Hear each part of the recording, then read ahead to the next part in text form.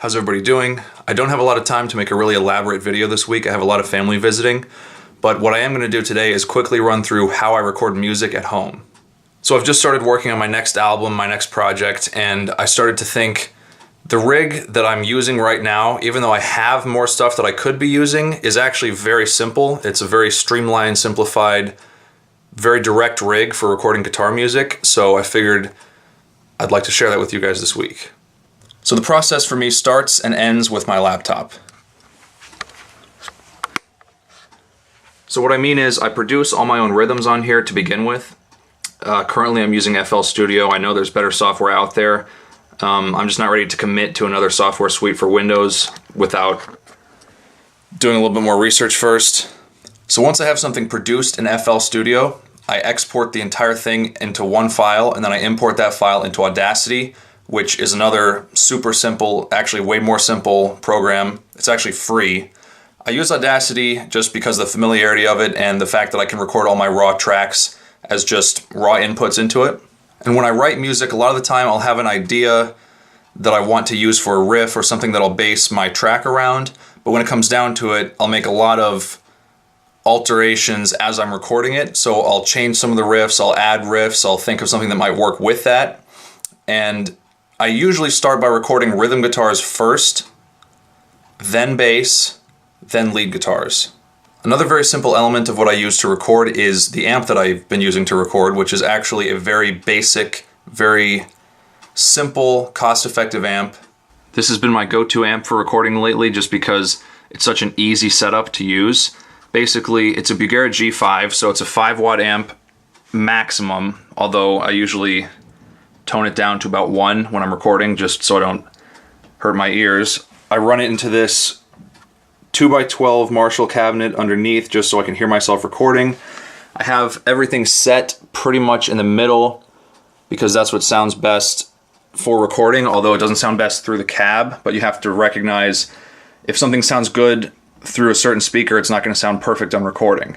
And the reason that I use this amp over anything else right now is that this is actually a really good sounding amp tonally, and it has an emulated line out, so it has a line out the back, but it's an emulated line to sound like a speaker cabinet. So in this case, the line out that I'm using to record is the one with the white shielding on it. That goes around the back of the speaker, around the back of the desk, and it comes right here into the board. And then from here, I use this board, which is not very big. I have a bigger board, I just don't need it, so I'm not using it in here right now because it would take up too much space. But basically, this is the channel that I use, figure out what setting sounds good. So the way that I have it set up to record is that the guitar amp and my bass preamp, which is all I'm using at the moment, are going straight into the board, and then from the board, it's going straight into my laptop. Now that is actually a very simple setup in the sense that there's not an audio interface per se. I mean, the interface is the board, which is just to get the level, but there is no additional audio interface to process the audio. And the trick is that the laptop's sound processing ability is good enough that you don't need another interface. I prefer this because it's simpler and because my experience with interfaces has been that the sound quality is not as good as just a really good sound card on a computer, and that there's a little bit of a lag between when you play something or when you record something and when it actually gets put onto the computer. So the latency is annoying for me. I prefer to just use soundboard, which has no latency, and to my laptop, which has no latency. So as I said before, to record bass, I use a preamp. I don't actually have any sort of live amp or live monitoring at the moment. I mean, I do plug headphones in, but that's about it. So the DI box that I use for bass is called an Ampeg SCR DI, which stands for Scrambler Direct Input. So to explain that, Scrambler is the name of the drive tone that Ampeg is using, and DI, obviously direct in, meaning it's going straight into a board or straight into whatever you need to get that sound, and it's not actually a power amp. And my bass DI would be this little box here.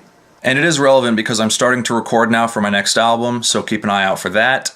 And keep an eye out for many more videos to come on this channel. I post every week. And if you like this video, don't forget to share it and subscribe to my channel for more guitar and music related content. Thank you.